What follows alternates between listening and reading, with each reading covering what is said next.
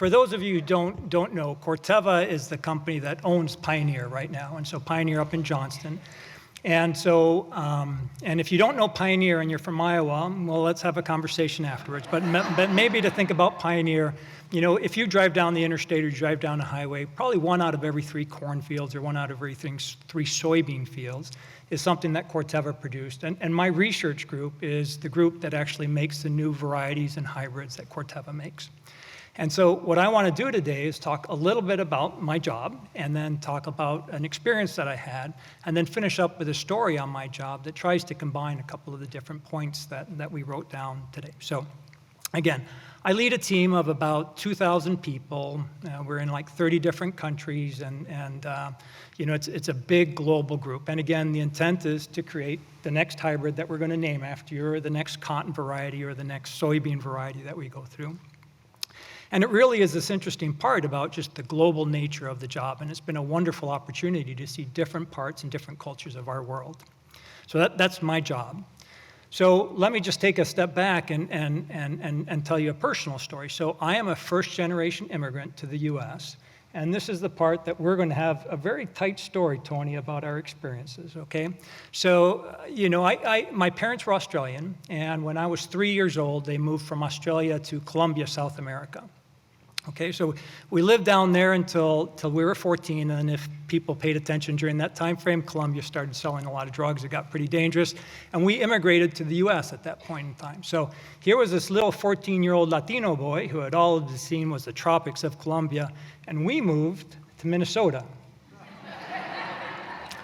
I have never been as cold in my life than a June day in Minnesota, right, when we moved up there.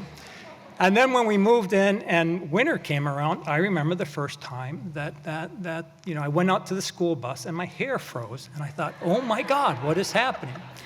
But maybe the biggest cultural shock that I actually had was, if you're a little Latino boy or growing up in Colombia, you know, you're going around, you're hugging, you're kissing people on the cheek, all that's how you grew up.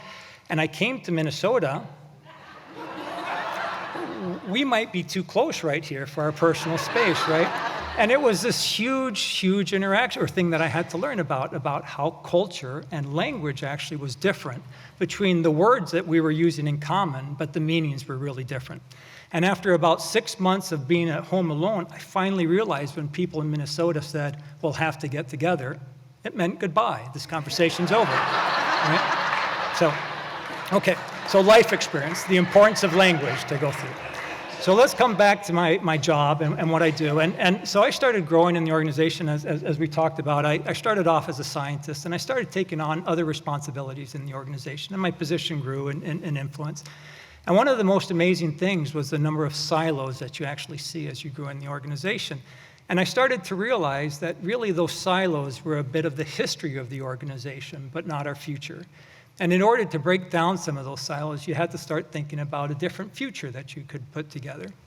And so in this, one of the best experiences of my career, we took this international group of top talent in the organization. And again, this was going back to my job and thinking about, you know, who could come and attend. It was really a global effort that I thought brought the diversity of thought and really made this a worthwhile project. But after 9 months of working this, we ended up with 2 really important things. We ended up with a playbook to say, how were we going to revolutionize our product development plan? And that playbook was a really important thing to go to, right? So we had it. But perhaps, most of all, the most important part is now we had that common language that we could all talk about, because we developed it together, and we had the same meanings between each of the things that we're talking about. And that allowed us to continue to say how we're going to build this thing forward. Now, it's great to have this global vision, and we talk about this all the time, about thinking globally and acting locally. But really, the other part to enable that global vision to take place is that you had to enable the local teams to make the decision. And I think it's so important in organizations to really think about the people who have the information to make the right decisions, and then empowering them to go do that piece.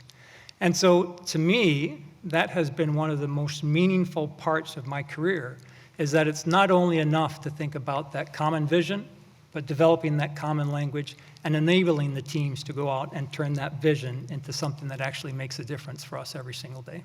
So thank you.